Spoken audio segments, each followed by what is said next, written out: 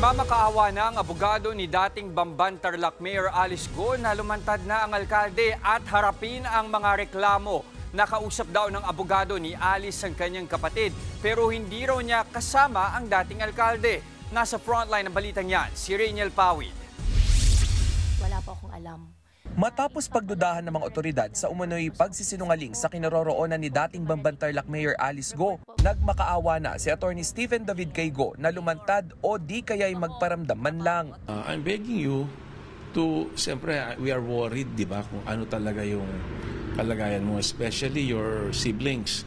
Kung you haven't contacted us for the past several days, 8 days or more than 8 days as of now, paramdam ka.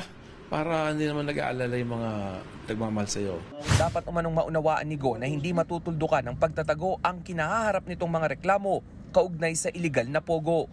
The worst case is hindi kita maire-represent ng maayos. Kasi there are times kakailanganin ng pirma mo, notary, ang appearance mo sa court, DOJ. Sa huling report ng Bureau of Immigration, na-monitor si Go sa Jakarta, Indonesia. Pero dahil wala raw pruweba sa kinaroroonan ng dating alkalde, maging si David, nag-aalangan na rin sa impormasyon mula sa BI.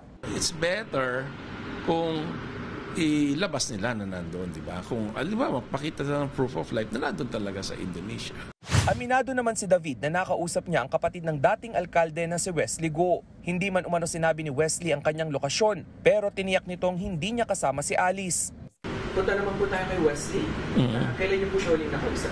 Nag-i-inquire din siya kung kumukontak na yung si Mayor Alice. Kasi worried talaga siya kung saan yung kapatid niya. Pinangahawakan ngayon ni David ang huli nilang pag-uusap ni Alice Go nitong August 22. Nasabi raw ni Go na gusto niya na talagang lumantad pero may agam-agam siya sa kanyang seguridad. Sa huli nilinaw rin ni David ang mga patutsada sa kanya ng ilang opisyal tungkol sa umunoy pagsisinungaling niya sa kinaroroonan ni Go. Aniya, inuulit niya lang ang mga sinasabi ng dating alkalde tungkol sa kinaroroonan nito noong pinaghahanap na siya ng Senado.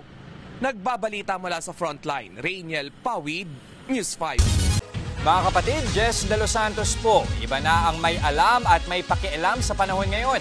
Para sa tuloy-tuloy na balitaan sa Frontline kahit weekend, mag-follow at mag-subscribe sa social media pages ng News 5.